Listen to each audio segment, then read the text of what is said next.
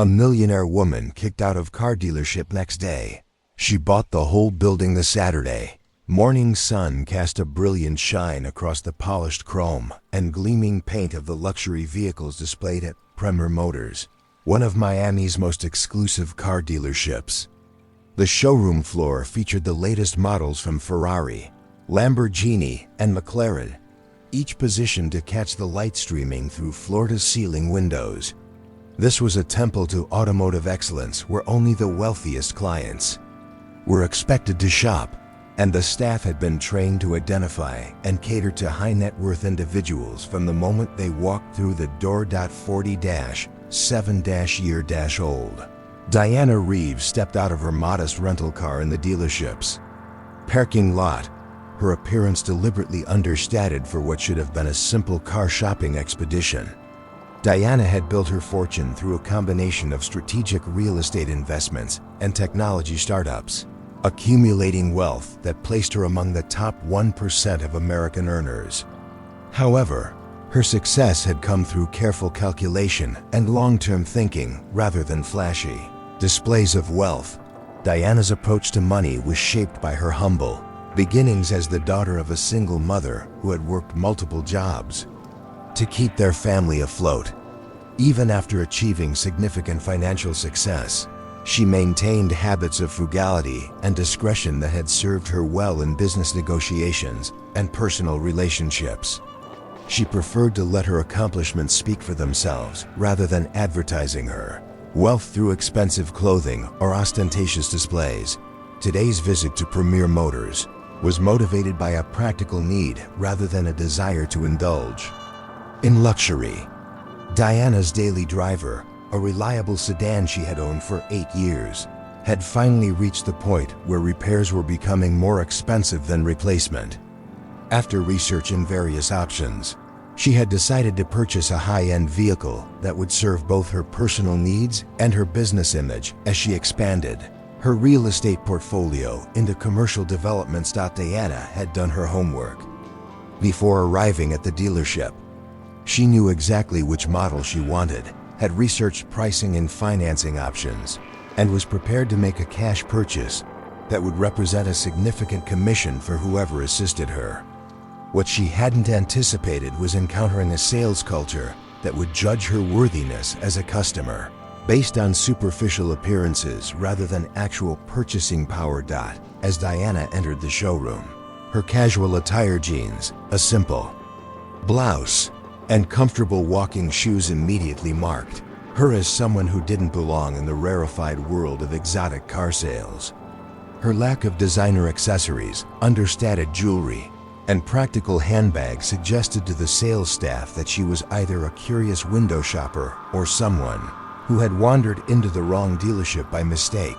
The first salesperson to notice Diana's presence was 28-year-old Brandon Mitchell, a young man whose success at Premier Motors had been built on his ability to quickly assess customers and focus his attention on those most likely to make substantial purchases. Brandon had developed a sophisticated system for evaluating potential buyers based on their appearance, demeanor, and the vehicle they had arrived in, and Diana failed every criterion he considered important. From Brandon's perspective, time spent with customers who couldn't afford the dealership's inventory was time wasted, time that could be better invested in cultivating relationships with genuine prospects who would generate significant commissions. His approach to customer service was transactional and calculated, designed to maximize his earnings rather than provide genuine assistance to everyone who walked through the door. Brandon's initial interaction with Diana was polite but dismissive. When she expressed interest in viewing a particular model, he suggested that she might be more comfortable at a different dealership that specialized in more affordable vehicles. His tone conveyed subtle condescension wrapped in seemingly helpful advice, implying that someone of her apparent means would find the pricing at Premier Motors prohibitively expensive. Diana's response was measured and professional. She explained that she had researched the specific vehicle she wanted to purchase and was prepared to complete the transaction immediately if she could find someone willing to assist her. However, Her calm persistence seemed to irritate Brandon. Rather than convince him of her seriousness as a potential customer, the situation escalated when Diana asked to speak with a manager about the dealership's inventory and pricing options. Brandon, interpreting this request as evidence that she was either a difficult customer or someone trying to waste management's time, made a decision that would prove catastrophically expensive for both him and the dealership. Rather than accommodating Diana's reasonable request, Brandon began questioning her ability to afford the vehicle she was inquiring about. He asked pointed questions about her employment, income, and credit history, questions that were both inappropriate and unnecessary given that she had already indicated her intention to pay cash for her purchase when Diana politely declined to provide personal financial information to a salesperson who hadn't demonstrated any willingness to help her. Brandon's behavior became openly hostile. He suggested that people who couldn't provide proof of their financial capacity were wasting everyone's time and should shop elsewhere. His tone and manner attracted the attention of other customers in the showroom, creating a scene that was both embarrassing and professionally inappropriate. The situation reached its climax when Diana asked to speak with the dealership's owner or general manager about Brandon's conduct. Rather than de-escalating the situation, Brandon doubled down on his assessment that Diana was not a legitimate customer. He called over the floor manager, a man named Rick Patterson, who had built his career on the same customer screening philosophy that guided Brandon's approach. Rick Patterson's intervention made the situation significantly worse. Rather than apologizing for his employee's behavior and attempting to salvage a potential sale, he supported Brandon's assessment that Diana didn't appear to be a suitable customer for Premier Motors. He suggested that she would find better service at dealerships that catered to customers with more modest budgets, effectively asking her to leave without directly ordering her to do so. The humiliation Diana experienced in that moment went beyond simple poor customer service. She was being judged and dismissed based on assumptions about her worth and capabilities that had nothing to do with her actual financial situation or business acumen. The treatment she received was a stark reminder of the prejudices and barriers that successful women often face, particularly when they don't conform to expected stereotypes about wealth and status. Diana's response to this treatment was controlled but decisive. Rather than arguing with staff members who had already demonstrated their unwillingness to treat her with basic respect, she calmly informed them that their assumption about her financial capacity was incorrect and that their behavior had cost them a significant sale. She then left the dealership, walking past the exotic cars she had come to purchase toward her modest rental car in the parking lot. As Diana drove away from Premier Motors, her mind was already working on a response that would address both the personal insults she had experienced and the broader issues of discrimination and poor business practices that the dealership's behavior represented. Her success in business had been built on strategic thinking and long-term planning, and she began formulating an approach that would turn this humiliating experience into a teachable moment for everyone involved. The drive back to her hotel gave Diana time to research Premier Motors' ownership structure, financial situation, and business relationships. What she discovered was a dealership that was profitable but not particularly well managed, with ownership that was more interested in short-term profits than long-term customer satisfaction or employee development. By the time Diana reached her hotel, she had made a decision that would shock everyone who had dismissed her that morning. She would return to Premier Motors the next day, but not as a customer seeking to purchase a single vehicle. Instead, she would return as the new owner of the entire operation, with plans to transform both its culture and its approach to customer service. Diana spent Saturday evening and most of Sunday morning orchestrating one of the most personally satisfying business acquisitions of her career. Her team of lawyers, accountants, and business advisors worked through the weekend to structure an offer for Premier Motors that the current owners would find impossible to refuse. while also ensuring that Diana would have complete control over the dealership's operations and personnel decisions. The research Diana's team conducted revealed that Premier Motors, despite its prestigious location and luxury inventory, was facing several financial challenges that made it vulnerable to acquisition. The dealership's owners had over-leveraged their investment in inventory. Their lease on the prime real estate was coming up for renewal at significantly higher rates, and their customer satisfaction ratings were among the lowest in the luxury car market. More importantly, Diana discovered that the building housing Premier Motors was owned by a separate real estate investment firm that was actively seeking to sell the property. This information allowed her to structure a deal that would give her control not just of the dealership business, but of the valuable Miami real estate that housed it, a strategy that would ensure her complete authority over the operations. Diana's approach to the acquisition was methodical and comprehensive. Rather than simply buying the existing business, she structured the deal to purchase the real estate, acquire the dealership's inventory and customer relationships, and retain the right to hire or terminate all existing employees based on her assessment of their professional capabilities and alignment with her vision for customer service.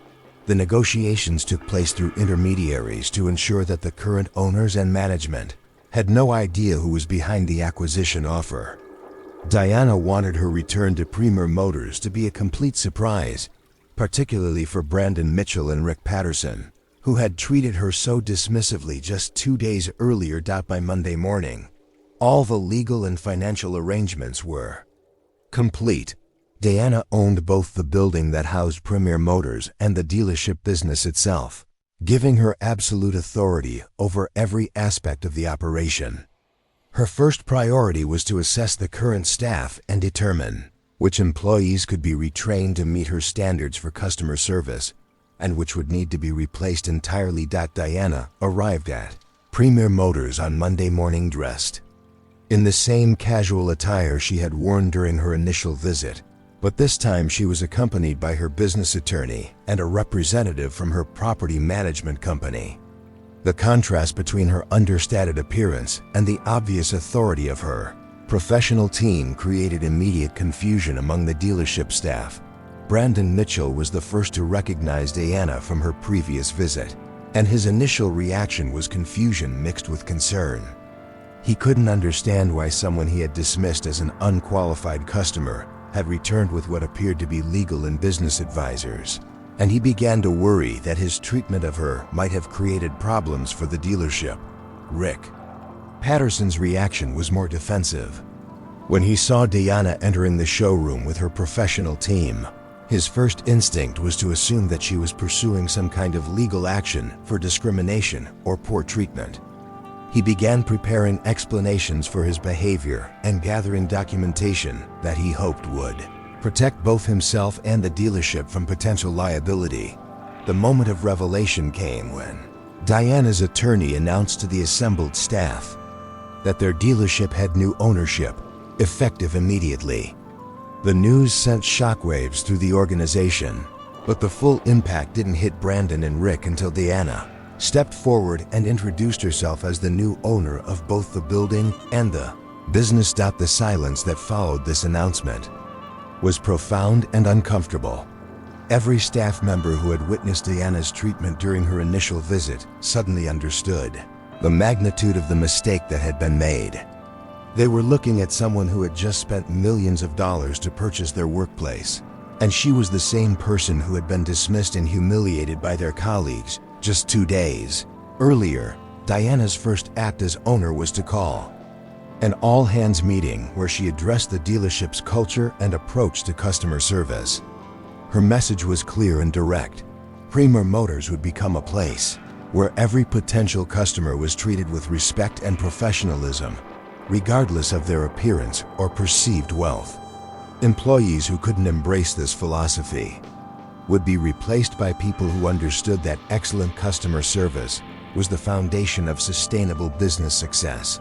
The changes Diana implemented were swift and comprehensive. She established new training programs focused on customer service excellence, implemented policies that prohibited discrimination based on appearance or assumptions about financial capacity, and created accountability systems that would ensure all customers received the same high level of professional attention. Brandon Mitchell's employment was terminated immediately, not just for his treatment of Diana, but for his demonstrated pattern of dismissing potential customers based on superficial judgments. Diana's investigation revealed that his approach had cost the dealership numerous sales over the years, as genuinely wealthy customers had been driven away by his condescending attitude and poor service. Rick Patterson was given an opportunity to remain with the company, but only after completing extensive retraining and demonstrating a genuine commitment to the customer service standards Diana expected. His future with the dealership would depend on his ability to change his management style and create an environment where all customers felt welcomed and valued. Diana's transformation of Premier Motors extended beyond personnel changes to include fundamental shifts in how the business operated.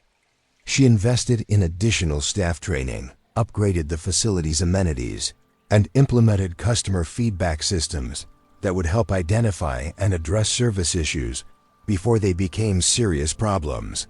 The new policies Diana established included requirements that all customers be greeted professionally within 60 seconds of entering the showroom, that no assumptions be made about purchasing power based on appearance, and that every inquiry be treated as a legitimate opportunity for a sale. Employees who consistently demonstrated excellent customer service were rewarded with bonuses and advancement opportunities, while those who failed to meet expectations faced consequences ranging from additional training to termination. Within 6 months of Diana's acquisition, Premier Motors had become one of the highest-rated luxury car dealerships in South Florida.